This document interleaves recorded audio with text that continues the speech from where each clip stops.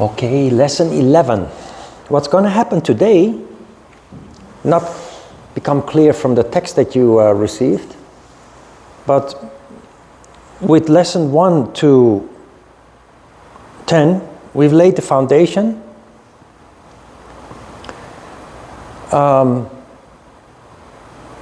If it is correct, some changes have started taking place, but although I explain a lot in advance, we're now, according to the schedule, we're going to make a transition towards energy control. And with that, today we talk about asana, how to do it correctly. Then the next session is about energy. From next week, we will then prepare for energy control, which starts in lesson 19. Because energy is something that you cannot feel, you cannot see, you cannot smell, you cannot taste. For many people, energy control is very difficult to comprehend, or even impossible. So the approach in yoga is very gradual, very systematic. Today, we talk about the physical aspect, then we talk about energy. And with that, we open the door to next week to start working towards energy control. So lesson 11 is about asana. A lot of it you know already. I explained asana at the workshop, and from the beginning of this course, of course, I have explained certain things about it. Look, exercise is always good for people. Power yoga, asana, ashtanga, vinyasa, and all those kinds of flow yogas and power yogas. They are good exercise, but they do not provide the wonderful benefits that yoga promises. So if you learn about yoga and you understand that yoga can lead to awakening consciousness, transformation, lots of growth and development, and then you go to one of the modern yoga classes, you will end up disappointed, because those promises seem wonderful, but then you do a lot of effort in a flow yoga class, and although you feel good, of course, you have a good condition physically, you get a good sweat, but all those promises are not manifesting. So either you're disappointed, or you just become skeptical and think that it's just a load of nonsense, it's just a nice story, but it doesn't exist. It does exist. The transformation, all the promises that yoga actually gives will manifest if we stick to the original form of yoga. That's why it's important that you understand that asana is asana. And many yoga teachers use the word asana, but they don't know what it means. It literally means standing still. Standing still means not movement. And very important is that you stand still quietly, in silence. Traditional yoga is an internal form. It's meditative. It is designed to allow you to become aware of yourself. It is designed to allow you to connect with your heart. It is designed to allow you to make soul consciousness, to develop soul consciousness. This is only possible in silence. As long as we keep playing music and moving and lots of talk, the practice is external. It's totally the opposite. Traditional yoga is internal. Modern yoga is external. Modern yoga technically does not deserve the name yoga. But that for the rest is not important. I'm not going to be judgmental or fanatic about it. That has no purpose. That serves no purpose. But if you want to benefit from yoga properly, and if you think about practicing yoga with other people, because you have a heart, you have compassion, and you want to help people to heal and improve, consider that it only works if you stick to the original form of yoga. Why am I emphasizing this? Because I have seen throughout 25 years of teaching yoga and teaching teachers to teach yoga, I have seen that people learn how to do yoga correctly, and then they start teaching yoga somewhere, in a yoga studio or on their own, and they just start teaching modern yoga. And that is just so sad. I've tried to understand that, and I think I do. It is because the mind is restless. Because the mind is restless, we find it very hard to stand still on our own, but we find it even more difficult to stand still with people in front of us as a teacher with students. Because we think, oh my God, I have to do something. I have to say something. I have to explain something. No. If you're a real yogi, a real yoga teacher, you stay quiet and you're not uncomfortable with people looking at you because you are connected internally. And if you feel uncomfortable, you are conscious of that and you deal with that. Not by going back to modern yoga, which is not working, by controlling yourself, because yoga is the science of control. Asana means standing still, and there is a very typical approach to asana, the essence of which is described in the second paragraph of the text. It says, and this is difficult to understand if I don't explain it, before doing an asana, you first say a mantra. In this case, the Sanskrit name of the asana. Then you finish with Om. Now that sounds very mysterious. Maybe you think it's nonsense. But this is about doing things mindfully, doing things consciously, so that you are fully connected with what you do, so that you do it with 100% attention. There is a modern form of this that is called neuro-linguistic programming. Neuro-linguistic programming is an art that you can use to manifest your wishes. If you keep dreaming about something long enough and often enough, if you keep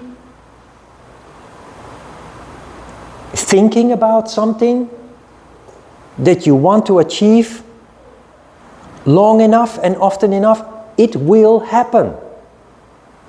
It's kind of self-indoctrination. If you think it, if you believe it, you will become it. So if you approach your asana in this way, this will become a natural habit of you, a natural characteristic in normal daily life situations. I've seen so many of our students changing their profession from something that they were educated to do to doing something according to their heart. Because of this. So, the mantra that you say is the name of the exercise. Nothing mysterious. Why? The first time that you hear the name, it doesn't mean anything to you. When I say Friksasana, the very first class, is all new. But then the second Saturday, I say Friksasana, and in your mind something happens.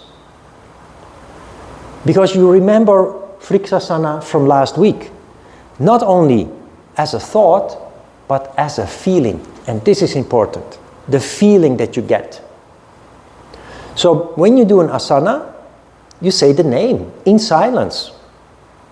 That's why I put them on the whiteboard. I don't have to put them on the whiteboard. I can just say, well, let's start with Vriksasana. I put them on the whiteboard so that you see it. And you already, maybe even subconsciously, you see it on the whiteboard and you say the name in silence. You read it and you repeat it. So we're going to do this very consciously from now on. I say the name of the exercise that comes, I always do, and then you will just go about your way of doing the asana in your own way, but you follow this pattern. You say the name in silence, Vriksasana, and you savor it, you soak it up, and you start when you feel ready. The thing about the pronouncing the name in silence or verbally is that there is this vibration that on a subtle level automatically your body wants to take on that shape because it's in your memory. If you've done it a couple of times, it's in your memory. So the moment that you vibrate the sound, the Sanskrit name of the exercise, there is a connection being made that automatically wants you to move into that position. So this is a very different approach of the superficial approach that we see in society everywhere. Most people are just functioning like headless chicken. You understand the expression headless chicken? That is people whose brain is just not connected with their body. And people just do, and it often leads to failure and chaos and conflict and what have you. Honestly, most people function like that. This approach leads to you becoming a chicken with a head. You become a connected person. You become a person that functions on both physical, mental, and spiritual level in a harmonious way. And it will totally change your life. It will totally change the way that you do things. It will totally change the way that you interact with your loved ones and colleagues and people that you know. So it has huge implications. It leads to considerable transformation on many levels. So then you do the asana. Asana literally means standing still. You know that by now. Now when you're done, the text says you finish with Om. What does that mean? That means that, and that is not explained in the text, it means that when you're done, you do not immediately start with the next asana. When you do a standing pose, you just go back to Tadasana, you just close your eyes for a moment. You've done Vriksasana, you put your foot down, and you take a breath, and you just feel. And what you hear is nada. That is Om. Nada is Om. Just feel. Why is this important? This is maybe the most important step of your asana. Because asana is the trigger. But sattva occurs in that moment after the asana. So after every pose, you must take 10-15 seconds to just allow that sattva to settle down. And it's not so difficult to do this. You know why? Because it feels good. And this is what yoga is all about. Every time you do an asana and you do it correctly, you come out of the asana and you say, wow, this is so nice. Better than drugs. Better than alcohol. Yes, if you do yoga correctly, it is better than drugs and alcohol. And there is no hangover.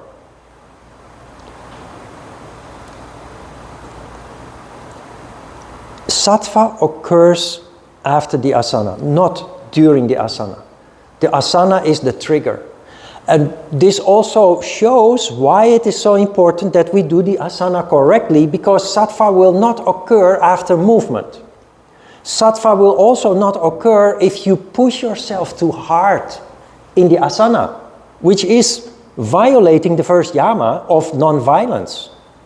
If you stay too long, if you want a perfect pose and you overstretch your muscles and your joints, looking at the mirror thinking, yeah, this looks good, but sattva will not result from such an approach. So you really have to learn to follow your feeling. That is why I never tell you, I never push you, I never tell you your asana doesn't look good and you must more straight and more this and that. Like many people, many teachers push their students and demand perfect poses, not realizing that they are destroying the purpose of yoga in that way.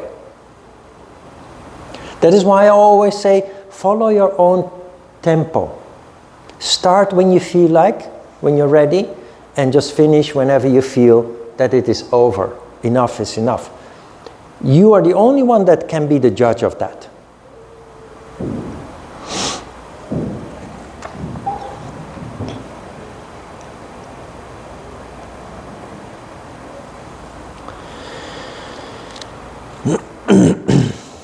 Important in the third paragraph is the sentence that says, exercises that you feel are difficult for you are preferred because they have the most to offer. They have the most to offer you in the sense of development. Now, I have taught yoga from basic to master level, and we go through many exercises, hundreds of exercises with the students, among which there are very challenging and difficult exercises. And then my students then start teaching a class, and I have attended classes of my students, and what do? They only do easy asanas with their members. It's only human. In the same way that we want to play music and we want to keep talking, but you're a yogi. When you're a yogi, you do exactly those things, or you refuse to do exactly those things that you instinctively want to do. As a yogi, you want to make it easy because, you can go home without having done much effort after the class. No, you're not there to just make money and just go home after you have performed your trick in front of people for an hour. You are there to help people develop. So, difficult asanas, challenging asanas, have much more to offer in terms of development than the easy ones. The easy ones are easy because your body is already in a good condition to do those. And it's very much a mental thing. We avoid difficult and advanced poses mainly because of mental issues. Because we have a negative self-image. We say, well, I can't do that, and I will be totally failure. But the approach, we have to change the approach. Difficult poses become easier when we improve. Until then, we approach them in a playful way. If you want to do a difficult pose perfectly from the beginning, you're going to become very frustrated because nobody can do something very difficult in one day. Not only will you become very frustrated, you might hurt yourself actually. So keep a playful approach. Practice contentment. That is why you learn yama and niyama. Don't be violent, but also be content with what you have been able to do. Do not focus on what you couldn't do. Be content with what you have been able to do. Well, I tried this pose, it wasn't perfect, but hey, I came halfway. That is quite an achievement. And tomorrow, maybe a little bit better. You have to go into a conversation with yourself like that when you feel the frustration and the discontentment. That is why we laid the foundation with the yamas and the niyamas.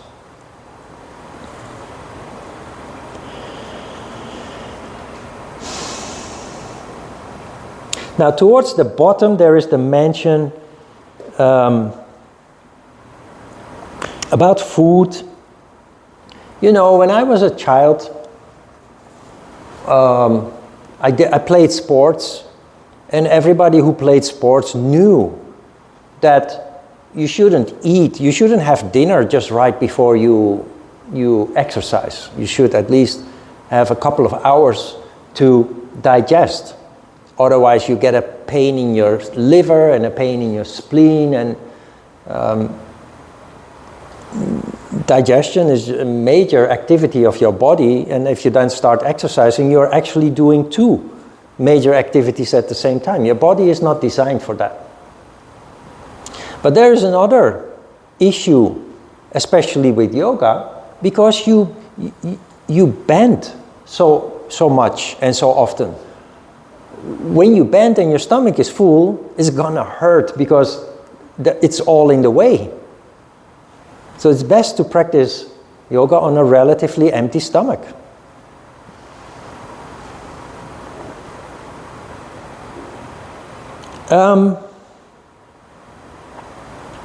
Mentioned is the issue of staying away 1 arrow shot distance from water.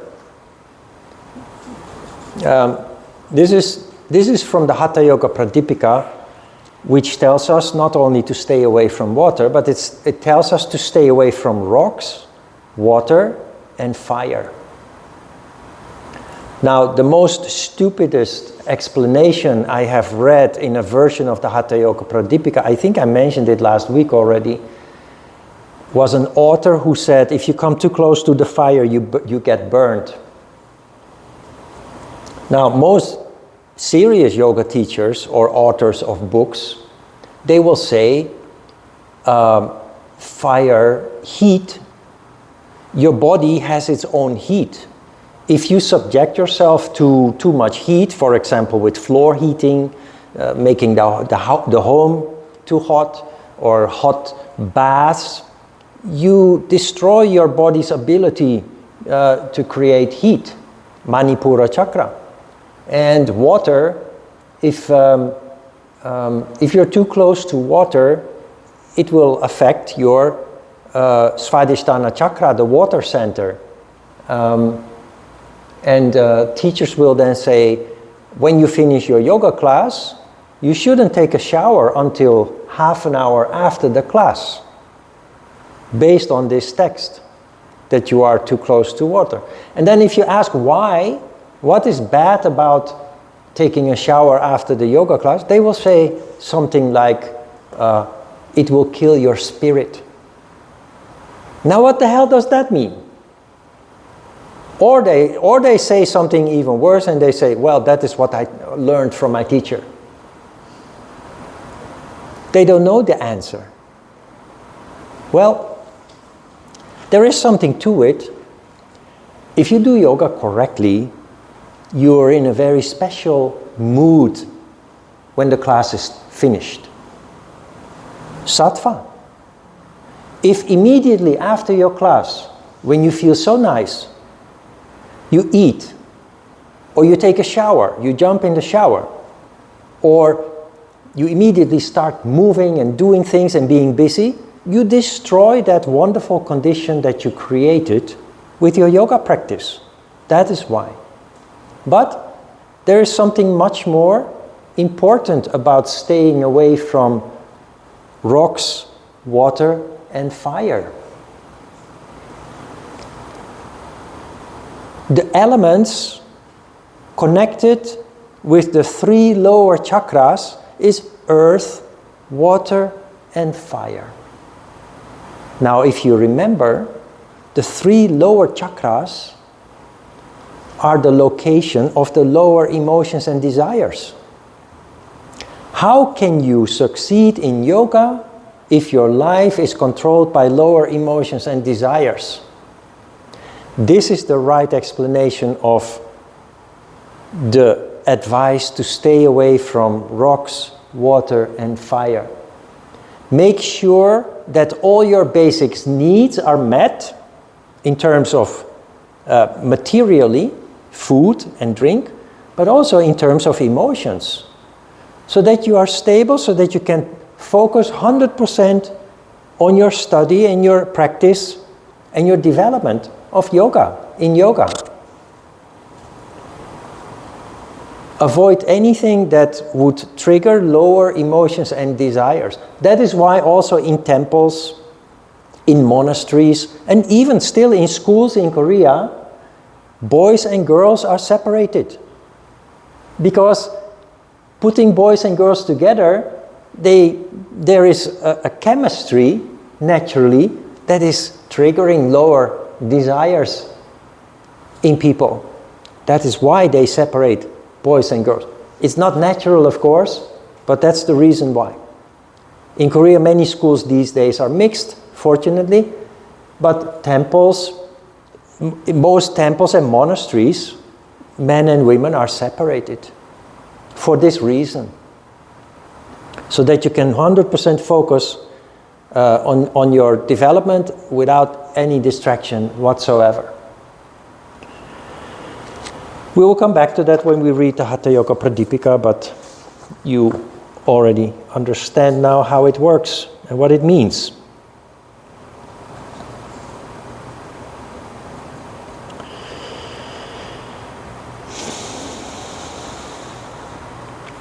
Now on the next page, the third paragraph, I wrote that excessively rigid discipline makes yoga fail. Now, this seems like a contradiction, because yoga especially works if you have the discipline to practice every day, at least 5-6 days a week. It really works. This morning, Neda, your friend Neda, wrote me a Kakao talk, and she said, Ron, the past 2 weeks I've been practicing every day and I feel so strong and it feels so powerful.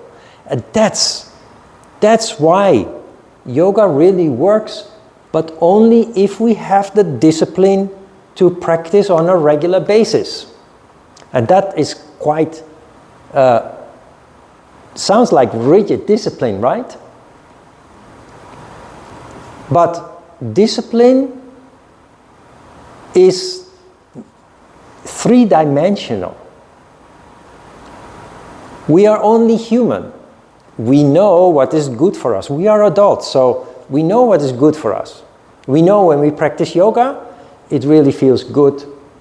And there are many benefits to gain.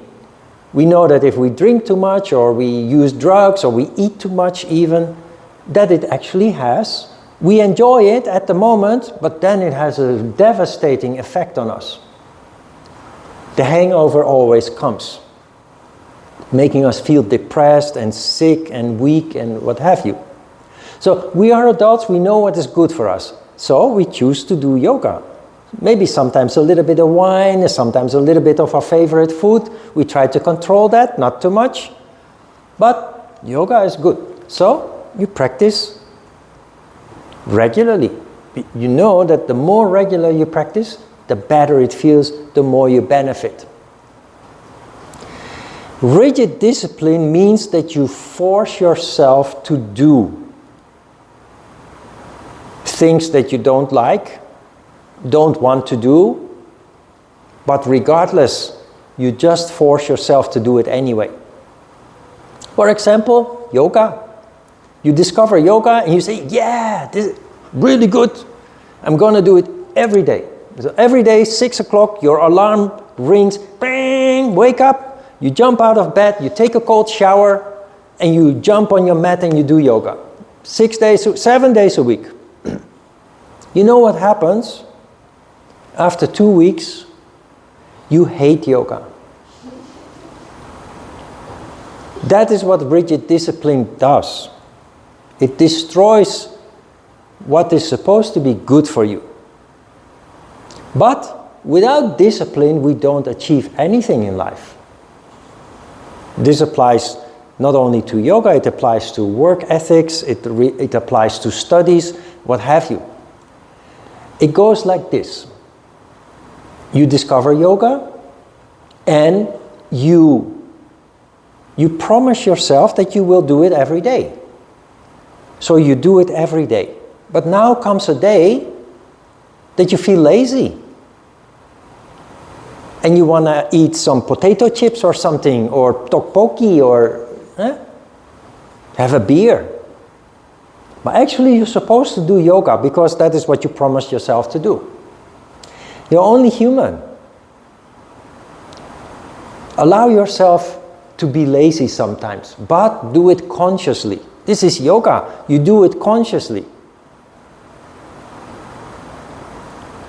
When I started practicing yoga, I practice yoga every evening before going to bed. I had my days that I would feel lazy and would want to eat something extra, and then I wouldn't do yoga. I allowed myself to skip. But the next morning waking up, I wouldn't feel satisfied. I would feel different compared to the mornings that I wake up after having done yoga the night before. So, I allowed myself to be lazy, skip my yoga practice, wake up the next morning and think, I better practice again tonight. This is natural discipline. Not forced, not rigid, just because it feels right. So be human, allow yourself to skip, but do it consciously. Notice how it feels different when you wake up, how your day is just different when you allow yourself not to practice. And very naturally, you will want to do it again next time when you're supposed to do yoga. So discipline has to come from inside, by motivation, because you feel that it's good for you. That is how you can have discipline that most other people are lacking. It is how I have done yoga almost every day for the past 40 years. There have been moments that I didn't practice, sometimes for a couple of weeks, because you move, because there are big changes or challenges in your life, because you have a conflict, a big conflict, maybe with your partner or with somebody, a business associate, or sometimes you just get distracted. Something needs attention, and there is no room for yoga practice. But you always come back to it. Once you have felt how it works, how it makes you feel yourself, how it makes you feel good, how it makes you function properly, physically and mentally, you always come back to it. Why? Because of that feeling. This is how you will have the discipline that most other people are lacking. Not because you're forced to, but by choice.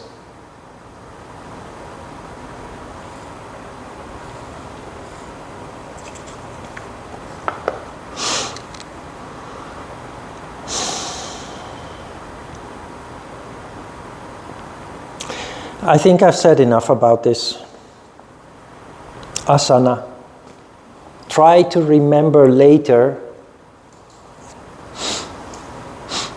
I know maybe it's not so difficult to practice correctly at home when you're alone, but when you start teaching,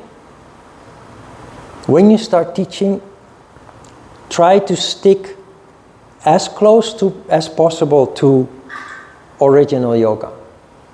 There is a difficulty here that you have to overcome.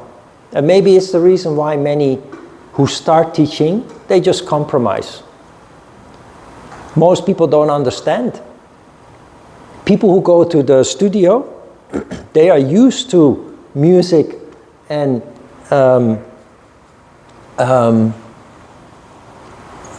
constant movement. And I have had a question, what kind of yoga is this? Are you sure that this is yoga?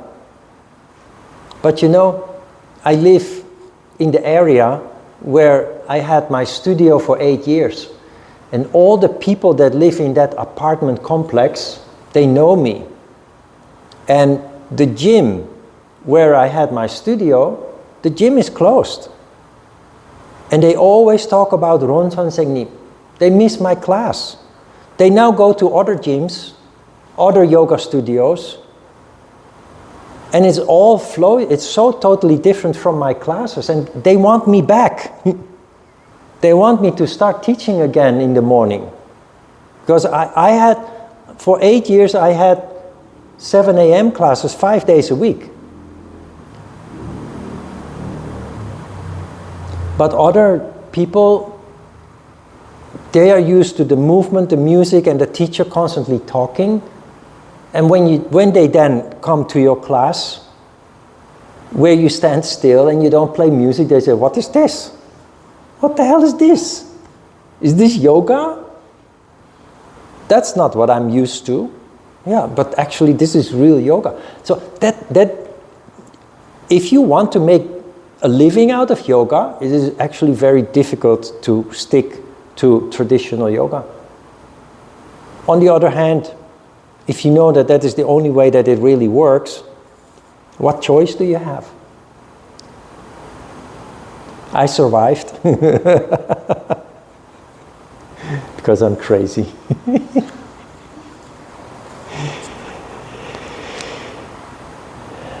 All right, questions? Yes, Jayon? So in Hatha classes, they will tell you breathe from the back of your spine, from the bottom of your feet. Who says that? In Hatha teachers. Okay, next time when a teacher says something like that, then please tell them, please demonstrate how to do that. How can I breathe from my feet, or how can I breathe from the back of my spine? Do they even know what they're saying? Yeah, you know what they're doing? They're trying to impress you by saying something mysterious. Nonsense. But in the last part of the paper, Yeah. there's something about the visualization of the posture within your mind. Yeah. Would that have something to do with? That is what I explained in the beginning with the second paragraph. I didn't use the word visualization, but when you repeat the name in silence, you have a feeling of the pose. You're basically visualizing it. It's kind of, you trigger a muscle memory in that way. That's what mindfulness is. You know, mindfulness has, the past 10, 15 years or so, has become a buzzword. Many people use it without actually really knowing what it means. But it means doing one thing at a time. It means that we stop multitasking. Research shows that multitasking always leads to mediocre results.